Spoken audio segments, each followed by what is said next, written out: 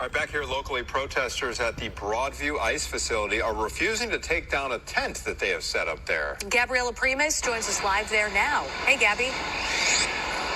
Good morning, Natalie and Anthony. Well, the setup you're referring to is called the Mutual Aid Hub, or the Yes We Canopy tent. And yes, the Village of Broadview just gave a notice saying that it must go down because it violates a public camping ordinance. Now, let me move out of the way so you can get a better look at what we're referring to. The Mutual Aid tent was in place weeks ago to provide a variety of services. They say including information for families of those detained by ICE on how to get help from lawyers or other resources. Now, demonstrators cited that people would get turned away when they went to the ICE facility and go to them for information about their loved ones. People had been staying in the tent 24/7 to ensure it was staffed and to prevent theft of all the items in there. Actually, just this morning, I just finished up talking to two individuals who stayed there all night, despite kind of the cold weather that we're experiencing. The village is ordering it to be down by 10 a.m. today. Organizers have been kind of scrambling to clean it up because during our team's reporting here the past few weeks, the tent had... Well, yes, I am here. I am French Shot Pearson, welcome to French Shot Blue. I'm going to try to stay and hang out and hunker down. You know why? Because the tent is still up. The tent is still up in Broadview, Illinois, and the locals government has not removed it. So they're holding their ground. Let's listen to the report again. Because right now, we have a disarray. I mean, there's how to get help from... just gave a notice saying that it must go down because it violates a public camping ordinance. Now, let me move out of the way so you can get a better look at... a public camping ordinance. That's what they're saying. So again, this is French Shot Blue. Let me get out of the car. Let's go check it out. I am French Shot Blue, and we are live.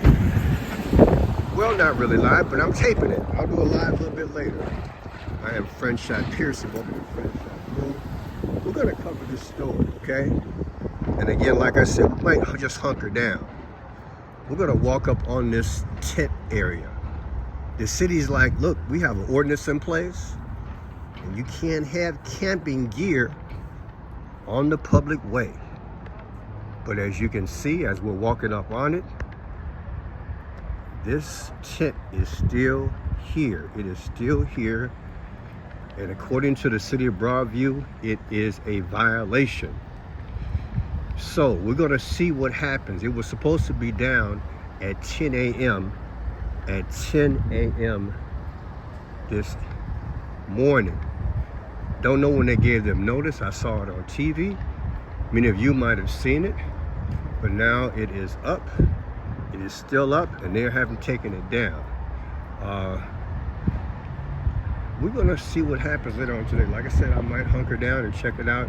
That building that you see in the background, when I was here a few weeks ago, ICE agents were on top of this roof. I do believe this is the building that is rumored that ICE will be utilizing this building also as a detention center. So now you'll have two detention centers, in which we'll walk over there soon. But yeah, we have this area right here. We have this area right here. And this is your tent. This is your tent, which was supposed to be taken down at 10 a.m. today.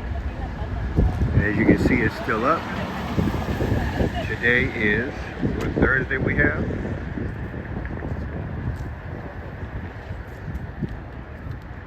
Let's see if we can get everything right. Hold tight.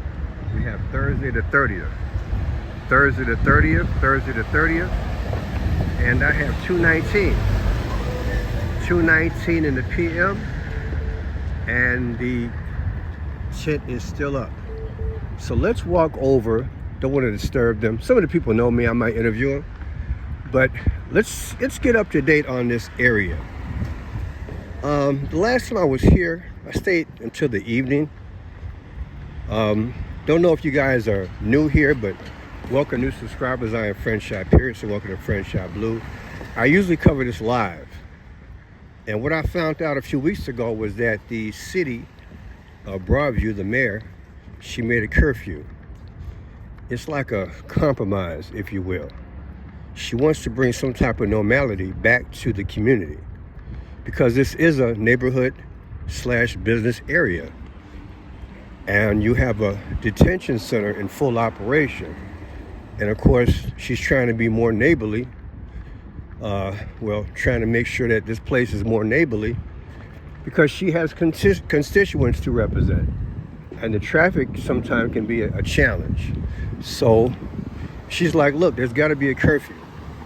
So the curfew is from 9 a.m. to 6 p.m. 9 a.m. to 6 p.m. every day. This section I'm walking in right now is for the protesters. And the one across the street is for the media. Sometimes it gets mixed up. And this area too is also for media. Aren't a lot of activity right now. As you can see, you have your various signs. The people would never be defeated. So yeah, all types of signs and flowers. You can't go past this area. They have these cinder blocks. They have the cinder blocks everywhere, and I do mean everywhere. On the other streets, it's hundreds of them. Now, you guys should probably remember that right there, that big building there, that is the detention center, where they literally process the illegals. They bring in illegals through vans and buses. I'm assuming that's one of the buses right there. The ICE agents, they bring in through buses and through, see those white vans? They bring in illegals every day for processing. They're picking them up off the street, out of businesses, you name it. On your work site, everything. Now the judge told, the judge through Broadview, Illinois, they worked it out with the mayor, and they said, look, the fence has got to go. That's why you see right there, you see the state police and 2 vehicles there. Look like one's there for the state police, the other one I don't know, but they're both security police vehicles. That's where the fence used to be. You probably remember about a month ago I used to be out here, the fence used to be right there. Before the fence was there, it was just open concept. And the protesters would run up on the vehicles. They would run up on the transport vehicles, which is whether it's a bus or the van. They would beat on the window. One time they actually punctured a tire. It was like an explosion. But up on the roof, if you look straight ahead, that's the detention center. It used to be the National Guard, ICE. They would shoot at them. Yeah, with those chemical balls, right? The chemical balls. I say more ICE than anything, so I say ICE. ICE would shoot those chemical balls. And that stuff was so strong with the wind carrying it, the smoke, it would go about a block and you would gag real bad. So you had to have a mask.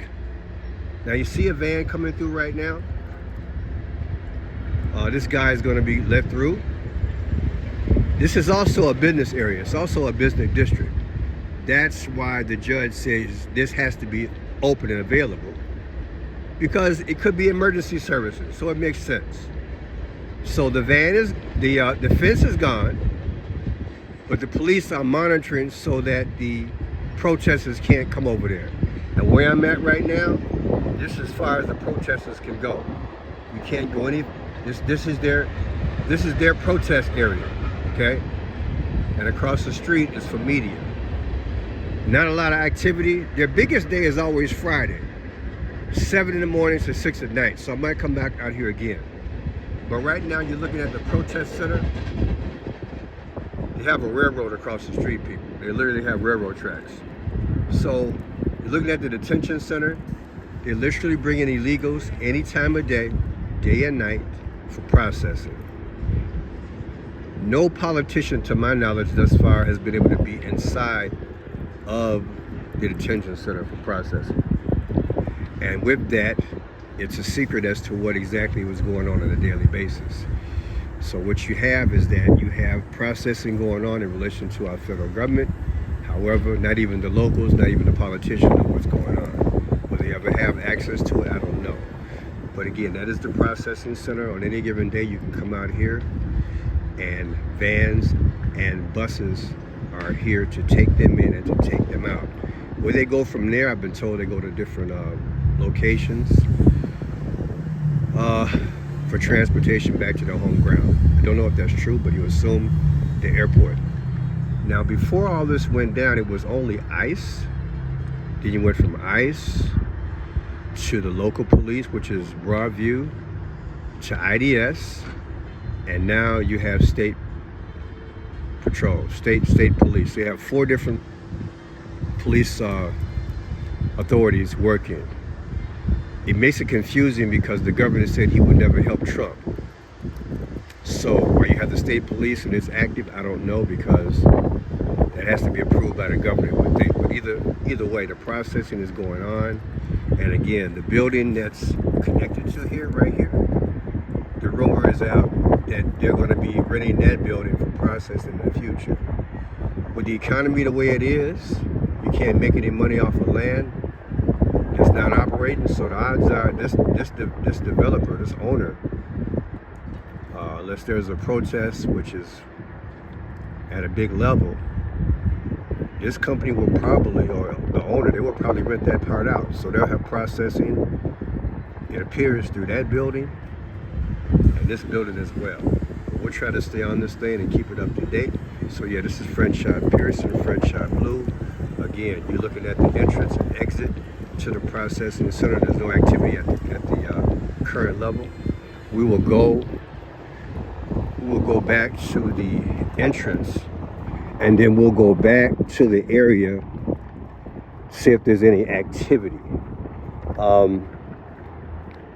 month ago, you could come out here during the day, anytime, and there was always crowds of people. But ever since they put up these columns and put up the curfew, there aren't that many people. So the city is making some headway, and the process is continuing with almost out a hitch. You get a lot of screaming and yelling. You get a lot of people, a lot of curse words, that sort of thing. Every now and then you get a fight, you know, a little skirmish, but nothing, no neck-breaking headlines. But right now you have a standoff because the tent that Broadview, Illinois is saying that must be moved by 10 a.m. It's still here. And from what I understand with the report, the people are going to stay here. And if the police come and tell them to move it, they will just have a peaceful protest. But as you can see, the tent is still up. It is still up, and there is no movement. So we will get back with you guys a little bit later, and we'll get an update. So today is Thursday. I have Thursday, October 30th, 2:30 in the p.m. This is French Shot Pearson signing off. We'll talk to you guys later. Broadview, Illinois.